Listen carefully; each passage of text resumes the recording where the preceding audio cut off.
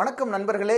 நம்ம தற்பொழுது என்ன பார்க்க போகிறோம்னா, நிறைய நபர்கள் கேட்டிருந்தீங்க இந்த மாதிரி நம்மளுடைய டிஎன்பிஎஸ்சி எக்ஸாமுக்கு பள்ளி பாட புத்தகத்திலிருந்து எப்படி நம்ம படிக்கிறது, லைன் பை லைனாக இருக்குது சார், அந்த லைன் பை லைனாக இருக்கக்கூடியதை எப்படி நம்ம படித்து தயாராகிறது.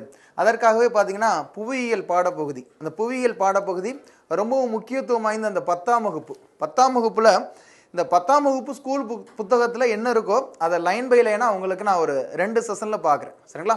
இதிலிருந்து நீங்கள் அட்லீஸ்ட் எப்படி நம்ம படிக்கிறோம், எப்படி நோட்ஸ் எடுத்துக்க போகிறோம். ஏன்னா மோஸ்ட் ஆஃப் த எக்ஸாமில் அந்த 10th ஜியாகிரஃபிலேருந்தே கம்ப்ளீட் ஆயிரும். உங்களுக்கு ஜியாகிரஃபி போர்ஷன் எடுத்துக்கிட்டிங்கன்னா இந்த 10ஆம் வகுப்பு புவியியல் படிச்சிங்கனாலே உங்களுக்கு ஒரு 80% கவர் ஆயிரும். சரி, அதில் 10ஆம் வகுப்பில் இருக்கக்கூடிய முதல் பாடத்தை நம்ம இப்போ பார்க்குறோம். இதேமாதிரி லைன் பை லைனாக அதற்கு அடுத்து வரக்கூடிய வகுப்புகளும் நம்ம பார்க்கலாம். சரிங்களா? ஒரு புத்தகத்திலிருந்து நம்ம எப்படி டிஎன்பிஎஸ்சி எக்ஸாமுக்கு நம்ம படிக்கிறது அதை நம்ம பார்க்கலாம். சரியா? அதில் முதல் பாடப்பகுதியில் என்ன கொடுத்துருக்காங்க அப்படின்னா, இந்தியாவின் அமைவிடம், நிலத்தோற்றம் மற்றும் வடிகால் அமைப்பு. இந்த பாடப்பகுதி தான் கொடுத்துருக்காங்க. ரைட்.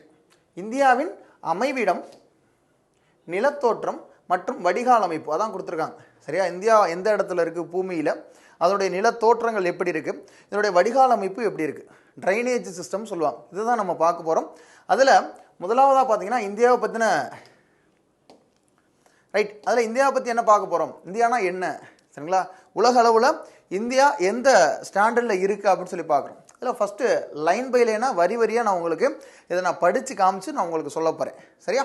ரைட்டு. அறிமுகம். இதில் என்ன சொல்லியிருக்காங்க, இந்தியா பரப்பளவில் உலகின் 7வது பெரிய நாடாகவும், வேர்ல்டு லெவலில் பார்த்தீங்கன்னா பரப்பளவின் அடிப்படையில் இந்தியா 7வது பெரிய நாடாக இருக்குது. சரியா? அப்போ எக்ஸாம்பிள் எடுத்துக்கிட்டிங்கன்னா, சரியா, இப்போ எக்ஸாம்பிள் எடுத்துக்கிட்டிங்கன்னா ரைட், ஓகே. இப்போ இந்தியா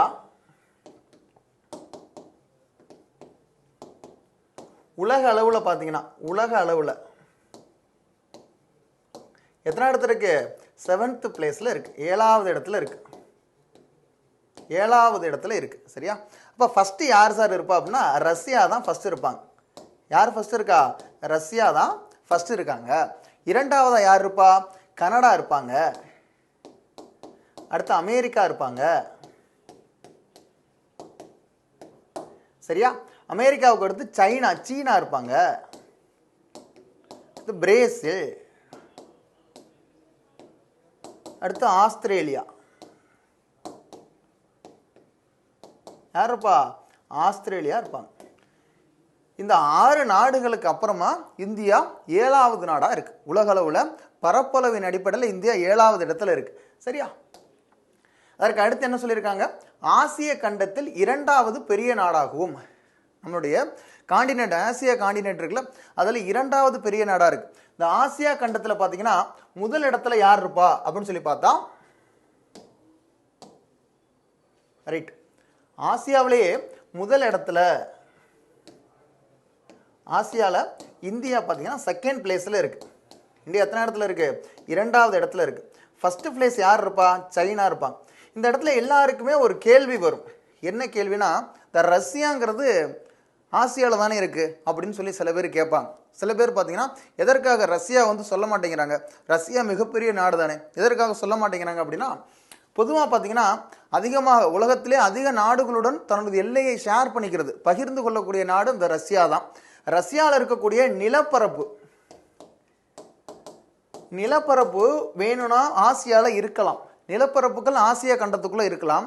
ஆனால் ரஷ்யாவில் மக்கள் வசிக்கக்கூடிய பகுதி யூரோப்பியன் காண்டினென்ட், ஐரோப்பிய கண்டத்தில் தான் இருக்கக்கூடியதாக சொல்லுவாங்க. சரிங்களா? யுனைடெட் நேஷன்ஸ் இருக்காங்களா, ஐநா தற்பொழுது பிரித்து வச்சிருக்கிற அடிப்படையில் ஆசியாவுக்கு கீழே பார்த்தீங்கன்னா ரஷ்யா இருக்காது. அப்போ ஆசியாவில் நிலப்பகுதி அடிப்படையில் பிரித்து பார்த்தோம்னா இந்தியா 2வது இடத்துல இருக்குது. புத்தகத்தில் வரி வரியாக படிக்கும் பொழுது இப்படி தான் நீங்கள் புரிஞ்சுக்கணும். சரியா? அடுத்து 3வது என்ன இருக்குது, இது ஏனைய ஆசிய பகுதிகளிலிருந்து இமயமலையால் பிரிக்கப்பட்டுள்ளது. உங்களுக்கே தெரியும், இமயமலை தான் நம்ம இதில் இருக்கக்கூடிய சவுத் வெஸ்ட் மான்சூனை தடுத்து நிறுத்துது, அங்கிட்டு வரக்கூடிய ட்ரேடு விண்டை தடுத்து நிறுத்துது. இது பின்னாடி வரக்கூடிய வகுப்புகளை நான் உங்களுக்கு தெளிவாக சொல்கிறேன், பின்னாடி வரக்கூடிய வகுப்புகளில் தெளிவாக சொல்கிறேன். ஏன்னா ஸ்கூல் புத்தகங்களில் எப்படி இருக்குது, ஸ்கூல் புத்தகங்கள் இருக்கக்கூடிய அந்த ஃபேக்சுவல் டேட்டா, அந்த ஃபேக்சுவல் டேட்டாவை வச்சு தான் நிறைய தேர்வுகளில் கேட்டிருக்காங்க. சரியா? இமயமலையால் பிரிக்கப்பட்டும் உள்ளது. அடுத்து இந்தியாவின் நிலப்பரப்பு 32,87,263 சதுர கிலோமீட்டர். சதுர மீட்டர்னு போட்டக்கூடாது. என்ன சொல்லியிருக்காங்க? 32,87,000. ரைட். என்ன சொல்லியிருக்காங்க? 32 லட்சத்து சரியா 87,236. இதுக்கு நான் உங்களுக்கு ஒரு ஷார்ட்கட் சொல்றேன் பாருங்க. 263. இதுக்கு உங்களுக்கு ஒரு நான் ஷார்ட்கட் சொல்றேன். சரியா 32 போட்டுக்கிறங்க. 32 திருப்பி போட்டா 23 போட்டுக்கிறங்க. 6 7 8 புரியுதா? 32 அதை திருப்பி போட்டா 23. 2க்கு 3க்கு நடுவில் ஒரு 6 போடுறீங்க. அடுத்து இங்கே ஒரு 7 இங்கே ஒரு 8. சரியா? ரைட். இப்போ 32,87,263 32,87,263 சதுர கிலோமீட்டர். இது புவியில் மொத்த பரப்பளவில் 2.4% இருக்கு. பூமியில் இருக்கக்கூடிய மொத்த பரப்பளவு இருக்குல்ல, அந்த மொத்த பரப்பளவில் பார்த்தீங்கன்னா இந்த மேப்லேயே உங்களுக்கு தெரியும். இந்த மேப்பில் இருக்கக்கூடிய வேர்ல்டுலேயே நம்மளுடைய இந்தியா 2.4% அப்படின்னு சொல்லியிருக்காங்க. எத்தனை சதவீதம்? 2.4% இருக்கு. சரியா? வேர்ல்டில் 100% எடுத்துக்கிட்டிங்கன்னா அதில் இப்போ எக்ஸாம்பிள் வந்து வேர்ல்டு ஃபுல்லாக சேர்த்து 100 ஏக்கர் இருக்குன்னா நம்மளுடைய இந்தியா மட்டும் பார்த்தீங்கன்னா 2.4 ஏக்கர் இருக்கு. அவ்வளோதான். சரியா? உலகில் உள்ள பல நாடுகளை விடவும் இந்தியாவில் உள்ள பல மாநிலங்கள் பரப்பளவில் பெருசு தான். இப்போ நம்ம இந்தியாவில் எடுத்துக்கிட்டிங்கன்னா தமிழ்நாடு, கேரளா, ஆந்திரா, தெலுங்கானா இந்த மாநிலங்களில் இருக்கக்கூடிய நிலப்பரப்பு மற்ற நாடுகளை கம்பேர் பண்ணும் பொழுது இந்த நிலப்பரப்பு அதிகம் சொல்லியிருக்காங்க. சரியா? இப்படி தான் நீங்கள் வரி வரியாக படிக்கும் பொழுது புரிஞ்சுக்கணும் என்ன சொல்லியிருக்காங்க அப்படின்னு சொல்லி. சரியா? அடுத்து இந்தியாவின் நிலம் மற்றும் நீர் எல்லைகள். ரைட்டு. வேர்ல்டு லெவலில் இந்தியா எந்த பொசிஷனில் இருக்குன்னு சொல்லி பார்த்தாச்சு. இந்தியாவில் இருக்கக்கூடிய எல்லை பரப்பு, அந்த இந்தியாவில் இருக்கக்கூடிய எல்லை பரப்பில் நில எல்லை பகுதி, நீர் எல்லை பகுதின்னு சொல்லி பிரிக்கிறாங்க. நில எல்லை பகுதி, நீர் எல்லை பகுதின்னு சொல்லி பிரிக்கிறாங்க. இப்போ இதில் நான் உங்களுக்கு சொன்னேன்னா ரைட் ரைட் இப்போ இதில் லேண்ட் பார்டர் எங்கெங்கே இருக்குது இந்த பாருங்க. இதெல்லாம் பார்த்தீங்கன்னா நில எல்லை பகுதி. நான் போட்டு வரோன்னா என்ன பார்த்தீங்கன்னா நில எல்லை பகுதி, இதுதான் பார்டர். புரியுதா? அந்த இருக்குல்ல, இதுதான் இந்தியாவுடைய நில எல்லை பகுதின்னு சொல்லுவாங்க, லேண்ட் பார்டர். சரியா? அதே மாதிரி நீர் எல்லை பகுதி அப்படின்னு சொல்லி பார்த்தீங்கன்னா இங்கே வரக்கூடியது. இந்தியா மேப்லேயே நீங்கள் எப்போவுமே புவியியல் படிக்கும் பொழுது, ஜாகிரஃபி படிக்கும் பொழுது ஒரு இந்தியா மேப்பு கையில் இருக்கணும். நீங்கள் உங்களுடைய நோட்டில் நீங்கள் நோட்ஸ் எழுதுறீங்கல்ல, அந்த நோட்ஸில் ஜஸ்ட்டு சின்னதாக ஒரு இந்தியா மேப் மாதிரி போட்டு பழகணும். இப்போவே சின்ன சின்னதாக ஃபஸ்ட்டு நீங்கள் வரைஞ்சி பார்க்கும்பொழுது கரெக்டாக வராது தான், ஆனால் பின்னாடி நீங்கள் போட போட கரெக்டாக இருக்கும். சரியா? ரைட். ஓகே. இந்தியாவில் இருக்கக்கூடிய நீர் எல்லை பகுதி இதை தான் சொல்லியிருக்காங்க. ரைட். இதில் என்ன தான் சொல்லியிருக்கான்னு சொல்லி அடுத்து பார்ப்போம். சரியா? ரைட். இந்தியா 15,200 கிலோமீட்டர் நில எல்லைகளை கொண்டுள்ளது. இந்தியா 15,200 கிலோமீட்டர் என்ன வச்சிருக்கு? லேண்ட் பார்டராக வச்சுருக்காங்க. நாம் ஏற்கனவே காட்டினல அந்த லேண்ட் பார்டர். வடமேற்கில் யார் யார் கூட நம்ம எல்லையை பகிர்ந்துக்கிறோம், எந்த நாடுகளுடைய நம்ம எல்லையை பகிர்ந்துக்கிறோம் அப்படின்னு சொல்லி கொடுத்துருக்காங்க. வடமேற்கில் பாகிஸ்தான், ஆப்கானிஸ்தான். சரிங்களா? வடமேற்கு பகுதி எடுத்துக்கிட்டிங்கன்னா இதை பாருங்க, இது வந்து நார்த், இது ஈஸ்ட்டு, இது சவுத்து, இது வெஸ்ட். வடக்கு பகுதின்னு சொல்லுவோம். இது வந்து கிழக்கு பகுதி, இது தெற்கு பகுதி, இது மேற்கு பகுதி. அப்போ இந்த சைடு இருக்கக்கூடியது என்ன? வடமேற்கு, நார்த் வெஸ்ட் அப்படின்னு சொல்லுவோம். இந்த வடமேற்கு சைடு தான் என்ன இருக்குது? பாகிஸ்தான் இருக்குது, இந்த ஆப்கானிஸ்தான் இருக்குது. இதை தான் சொல்லியிருக்காங்க. பாகிஸ்தான் இருக்குது, ஆப்கானிஸ்தான் இருக்குது. சரி. அதுக்கு அடுத்து என்ன சொல்லியிருக்காங்க? வடக்கில் சீனா. வட சைடு என்ன இருக்குது? சீனா, நேபாளம், பூட்டான். கிழக்கில் வங்காளதேசம் மற்றும் மியான்மர் நாடுகளுடன் நில எல்லையை பகிர்ந்துகிறது. அப்போ இந்தியா எந்தெந்த நாடுகளுடன் நில எல்லையை பகிர்ந்துகிறது அப்படின்னு சொல்லி கேட்டால் நீங்கள் ஒன்ஸ் மேப்லேயே நீங்கள் பார்க்கலாம். இந்த மாதிரி கேள்விகள் எக்ஸாமில் கேட்பாங்க. இந்த மாதிரி கேள்விகள் பார்த்தீங்கன்னா எக்ஸாமில் கேட்பாங்க. பாருங்கள், நார்தன் சைடு, வடக்கு சைடு சைனா இருக்குது, நேபாள் இருக்குது, பூட்டான் இருக்குது. நார்த் வெஸ்ட்டில் பார்த்தீங்கன்னா பாகிஸ்தான் இருக்குது, ஆப்கானிஸ்தான் இருக்குது. ஈஸ்டர்ன் சைடு எடுத்துக்கிட்டிங்கன்னா பங்களாதேஷ் இருக்குது, மியான்மர் இருக்குது. பங்களாதேஷ் இருக்குது, மியான்மர் இருக்குது. பாருங்கள், 1 நேபாள், சைனா, பூட்டான் 3 கண்ட்ரி வருதா? இங்கே பார்த்தீங்கன்னா பங்களாதேஷ் 1, 4, மியான்மர் 1, 5, பாகிஸ்தான் 1, 6, ஆப்கானிஸ்தான் 1, 7. 7 நாடுகளுடன் நில எல்லையை இந்தியா பகிர்ந்துகிறது. சரியா? ரைட். அதற்கு அடுத்து என்ன கொடுத்துருக்காங்க? 1 minute. ரைட்.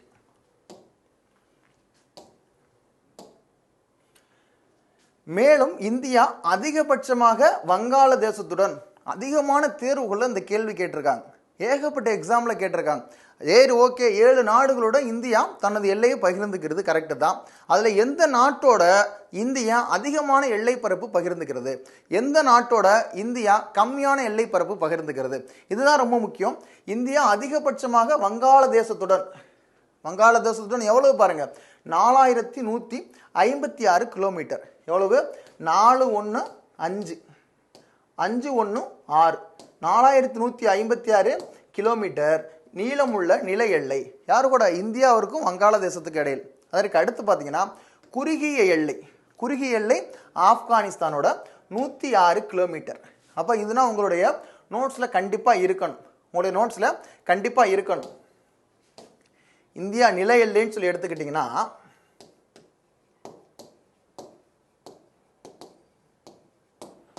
அதிகமாக யாரு கூட ஷேர் பண்ணியிருக்காங்க? பங்களாதேஷோட. சரிங்களா? யார் கூட? வங்காளதேசம் 4156 கிலோமீட்டர். 4156 கிலோமீட்டர். சரியா? அதே மாதிரி குறைவாக யார் கூட ஷேர் பண்ணியிருக்காங்க? குறைவாக பார்த்தீங்கன்னா ஆப்கானிஸ்தான்.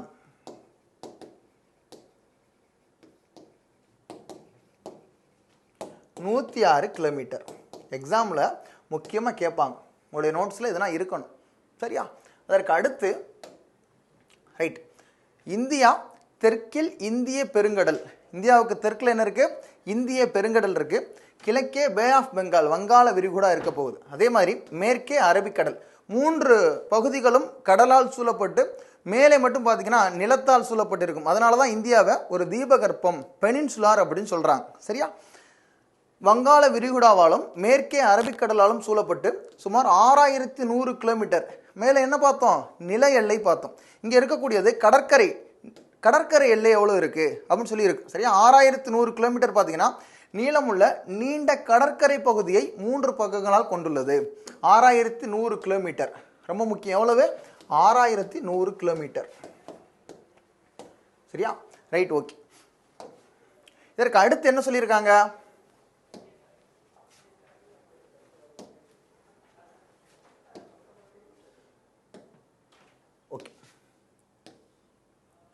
இந்திய கடற்கரையின் மொத்த நீளம் எவ்வளவு? சரி, ஓகே, 6100 கிலோமீட்டர் இருக்கு. இந்திய கடற்கரையின் மொத்த நீளம் தீவு கூட்டங்களையும் சேர்த்து, சரிங்களா, லட்சத்தீவு இருக்கு. அதே மாதிரி அந்தமான் நிக்கோபார் இருக்கா? நம்ம இந்தியா எடுத்துக்கிட்டோம்னா இங்கே வந்து அந்தமான் நிக்கோபார் இருக்கு, லட்சத்தீவு இருக்கு. இதற்கும் பார்த்தீங்கன்னா கடற்கரை எல்லை நீளப்பகுதி இருக்குமா? அப்போ இது எல்லாத்தையும் சேர்த்து எவ்வளோ இருக்கு? 7516 இருக்கு. 7516 கிலோமீட்டர் இருக்கு. இந்தியாவையும் இலங்கையும் பிரிக்கும் குறுகிய ஆழமற்ற கடல் பகுதி பாக் நீர் சந்தி இல்லாட்டா பாக் ஜலசந்தின்னு சொல்லுவாங்க. எந்த இடத்துல இருக்கு? இந்தியாவிற்கும் அதே மாதிரி ஸ்ரீலங்காவுக்கு இடையில பார்த்தீங்கன்னா என்ன இருக்கும்? பாக் ஜலசந்தி தான் பிரிக்குது. ஓகேவா? ரைட். அடுத்து இந்தியாவும் உலகமும் அப்படின்னு சொல்லி கொடுத்துருக்காங்க. இந்தியாவும் உலகமும். இப்போ இதை எடுத்துக்கிட்டிங்கன்னா இந்தியாவின் அமைவிடம் கிழக்கு மற்றும் மேற்கு ஆசியாவிற்கு மத்தியிலும். சரிங்களா? இப்போ வேர்ல்டு மேப்பில் எடுத்து பார்த்தா தெரியும். சரியா? வேர்ல்டு மேப்பு ஃபுல்லாகவே இப்போ இப்படி இருக்குன்னா, சரிங்களா, இப்போ இப்படி இருக்குன்னா இந்தியா அந்த இடத்துல இருக்குது. நல்லா நீங்கள் இமேஜின் பண்ணிக்கிறோம், இந்தியா அந்த இடத்துல இருக்குது. இப்போ எப்படி சொல்லியிருக்காங்க? கிழக்கு மற்றும் மேற்கு ஆசியாவிற்கு மத்தியிலும். சரியா? இது என்ன சொல்கிறாங்க? கிழக்கு ஆசியா, மேற்கு ஆசியா இதற்கு சென்டரில் இருக்குது, தெற்கு ஆசியாவில் இருக்குது. சரிங்களா? ரைட். அதற்கு அடுத்த வரிகள் ஆசியாவின் தென் பகுதியில் அமைந்துள்ளது. அவ்வளோதான். சரியா? வேர்ல்டில் பார்த்தீங்கன்னா இது வந்து மேற்கு ஆசியா, இது கிழக்கு ஆசியான்னு வச்சுக்கிறேங்க. இதற்கு கீழே வந்து இருக்கக்கூடியது நம்ம இந்தியா, தெற்கு ஆசியாவில் இருக்குது. ஆசியாவின் தெற்கு பகுதியில் இந்தியா இருக்குது. ரைட். இந்திய பெருங்கடல் வழிப்பாதை மேற்கில் உள்ள ஐரோப்பிய நாடுகளையும், இந்தியாவில் வந்து பார்த்தீங்கன்னா இந்திய பெருங்கடல் இந்தியன் ஓஷன் இருக்குல்ல, அது என்ன பண்ணுது? ஐரோப்பிய நாடுகளையும் கிழக்காசிய நாடுகளையும் இணைத்து இந்தியாவிற்கு அமைவிட முக்கியத்துவத்தை அளிக்கிறது. இந்தியா தான் பார்த்தீங்கன்னா இந்த நாடுகளை இணைக்கிறதுக்கு வந்து ஒரு முக்கியத்துவம் வாய்ந்த நாடாக இருக்குது. மற்ற நாடுகள் வந்து இந்தியாவில் வணிகம் பண்ணுறதுக்கு அந்த காலகட்டத்திலே ஒரு முக்கியமான நாடாக இருந்ததா? ரைட், இதைத்தான் சொல்லியிருக்காங்க. இந்தியாவின் மேற்கு கடற்கரை, இந்தியாவில் இருக்கக்கூடிய மேற்கு கடற்கரை, சரியா? அந்த மேற்கு கடற்கரையில் மேற்கு ஆசியா பகுதி, சரியா? நான் சொன்னேன்னா இப்போ வேர்ல்டு லெவல் எடுத்துக்கிட்டிங்கன்னா இந்த சைடு மேற்கு ஆசியா, கிழக்கு ஆசியா இருக்குது, இந்த இடத்துல இந்தியா இருக்குது அப்படின்னு நினச்சிக்கிறேங்க. இந்த மேற்கு ஆசியா பகுதிகள் ஆப்பிரிக்கா மற்றும் ஐரோப்பிய, இங்கே இருக்கக்கூடிய ஆப்பிரிக்க நாடுகள், ஐரோப்பிய நாடுகள், ஆப்பிரிக்க நாடுகள், ஐரோப்பிய நாடுகள் இணைக்கும் பாலமாக செயல்படுகிறது, இணைக்கக்கூடிய ஒரு பாலமாக செயல்படுகிறது. கிழக்கு கடற்கரை தென்கிழக்கு மற்றும் கிழக்கு கடற்கரை பாருங்க, தென்கிழக்கு சவுத் ஈஸ்ட்னு சொல்லுவாங்க, தென்கிழக்கு மற்றும் கிழக்காசிய நாடுகளுடன், கிழக்காசியில் இருக்கக்கூடிய மலேசியா, சிங்கப்பூர், அந்த சைடு இருக்கக்கூடிய தென்கிழக்கு நாடுகள் இருக்காங்கல்ல, அவங்க எல்லாரையுமே இணைக்கக்கூடிய நெருங்கிய வணிக தொடர்பு உள்ளதையும் புரிந்து கொள்ளலாம். இதுதான் புத்தகங்களில் கொடுத்துருக்காங்க, இதுதான் புத்தகங்களில் கொடுத்துருக்காங்க. 10வது பாட புத்தகத்தில் ஒரு வரியாக எப்படி நம்ம ரீட் பண்ணி படிக்க போகிறோம், ரொம்ப முக்கியமானது. எக்ஸாமில் படிக்கிறதுக்கு மற்ற எல்லாத்தையும் விட இது ரொம்ப ரொம்ப முக்கியமானது, சரியா? அடுத்து இந்தியா துணைக்கண்டம். குரூப் 1ல் மெயின்ஸில் பார்த்தீங்கன்னா இந்தியா ஏன் துணைக்கண்டம் என்று அழைக்கப்படுகிறதுன்னு சொல்லி கேட்கலாம் ஒரு கேள்வி. இந்தியா துணைக்கண்டம், எதற்காக இந்தியா துணைக்கண்டம் சொல்கிறாங்க? பாகிஸ்தான், மியான்மர், வங்காளதேசம். பாகிஸ்தான், மியான்மர் இருக்குல்ல, மியான்மர் 1937 பிரிஞ்சு போகும் இந்தியாவிலேருந்து. கவர்மெண்ட் ஆஃப் இந்தியா ஆக்ட் 1935, அதுலேருந்து பார்த்தீங்கன்னா மியான்மர், பர்மான்னு சொல்லியிருக்கும், அதுதான் மியான்மர். அவங்களுக்கு பார்த்தீங்கன்னா மொத்தம் 159 ஆர்டிக்கிளும் 6 அட்டவணைகளும் இருக்கும். 159 ஆர்டிக்கிளும் 6 ஸ்கெடியூல்ஸும் இருக்கும். பாகிஸ்தான், மியான்மர், வங்காளதேசம், நேபாளம், பூட்டான் மற்றும் இலங்கை ஆகிய நாடுகளுடன் இணைந்து இந்தியா ஒரு துணைக்கண்டம் என அழைக்கப்படுகிறது. இது எல்லாத்தையும் சேர்த்து இந்தியா ஒரு துணைக்கண்டம், சப் காண்டினென்ட்னு சொல்லுவாங்க. என்ன காரணத்துக்காக அப்படி சொல்கிறாங்கன்னு பார்த்தா, இயற்கை நில அமைப்பு, இந்தியாவில் இருக்கக்கூடிய நேச்சர் எப்படி இருக்குது, அதே மாதிரி காலநிலை, கிளைமேட்டு, இயற்கை தாவரம், வெஜிடேஷன் சொல்லுவாங்க, சரி? அதே மாதிரி ரிசோர்ஸஸ், கனிமங்கள். இப்போ தமிழ்நாட்டில் ஒரு கனிமம் இருக்கும், ராஜஸ்தானில் ஒரு கனிமம் இருக்கும், ஒரிசாவில் ஒரு கனிமம் இருக்கும், அதே மாதிரி வெஸ்ட் பெங்காலில் ஒரு கனிமம் இருக்கும், பூட்டான், நேபாள் இதெல்லாம் எடுத்துக்கிட்டிங்கன்னா இந்த அமைப்புகளில் டிஸ்டிங்டிவாக இருக்கும். வேறுபட்ட இடத்துல நம்ம இருக்கும், வேறுபட்ட கலாச்சார அமைப்பு இருக்கும், வேறுபட்ட தாவர முறை அமைப்பு நம்ம இதில் இருக்கும், ரைட்டா? மற்றும் மனித வளங்கள் போன்றவற்றில் ஒரு கண்டத்தில், ஒரு காண்டினென்ட்னா எப்படி இருக்கணுமோ, ஒரு கண்டத்தில் எப்படி இருக்கணுமோ அதே மாதிரி ஒரு கண்டத்தில் காணப்படக்கூடிய வேறுபாடுகளை கொண்டுள்ளதால் இந்தியா ஒரு துணைக்கண்டம் என அழைக்கப்படுகிறது, சரியா? இதுதான் ரொம்ப முக்கியமானது. இதான் உலக வரைபடத்தில் இந்தியாவின் அமைவுடன் சொல்லியிருப்பாங்க. நான் திரும்பவும் சொல்கிறது என்னென்னா, நீங்கள் இந்திய புவியியல் ஜியாகிரஃபி படிக்கும் பொழுது பக்கத்தில் ஒரு மேப் இருக்கணும், இருந்தால் மிகச்சிறப்பாக இருக்கும். உங்களுடைய நோட்டு புத்தகங்களே நீங்கள் வரைஞ்சி பழகணும். ஒரு ஜியாகிரஃபிக்கு நோட்ஸ் எடுக்கிறீங்கன்னா பக்கத்தில் மேப் வரைஞ்சி பழகணும், எப்போவுமே மறக்காது, சரியா? வேறு பாருங்கள், இந்தியாவை ரவுண்ட் பண்ணி காமிச்சிருக்காங்க பாருங்கள், இந்தியாவை ரவுண்ட் பண்ணி காமிச்சிருக்காங்க பாருங்கள், சரியா? எந்தெந்த இடத்துல இருக்குது, இந்தியா எவ்வளோ பர்சன்டேஜில் இருக்குது, இந்தியாவில் இருக்கக்கூடிய எல்லைப்புற நாடுகள் என்ன, யார் யார் கூட நம்ம இந்தியா ஷேர் பண்ணியிருக்காங்க, அதே மாதிரி எல்லைப்புற நீளங்கள் எவ்வளவு, சரிங்களா? நில அமைப்பில் வந்து எவ்வளோ நீளங்கள் இருக்குது, அதே மாதிரி கடற்கரை அமைப்பில் எவ்வளோ நீளம் இருக்குது அப்படின்னு சொல்லி பார்த்தோம், சரியா? ரைட், இது நம்ம டிஎன்பிசிக்கு தேவையான 10ஆம் வகுப்பு புவியியல் பகுதியில் நம்ம முதல் பிரிவு பார்த்துருக்கோம். இதே மாதிரி நீங்கள் மற்ற எல்லா பாடத்துக்கும் எடுத்து படித்தா ரொம்பவே நல்லா இருக்கும். இந்த ஜியாகிரஃபியை பொறுத்தளவில் இந்த 10ஆம் வகுப்பு புவியியல்ங்கிறது ரொம்ப முக்கியத்துவம் வாய்ந்தது. எக்ஸாமில் நீங்கள் ஒன்ஸ் நீங்கள் அதை படித்து பாருங்கள், நிறைய கேள்விகள் இதிலேருந்து அப்படியே ரிப்பீட் ஆகிருக்கும்.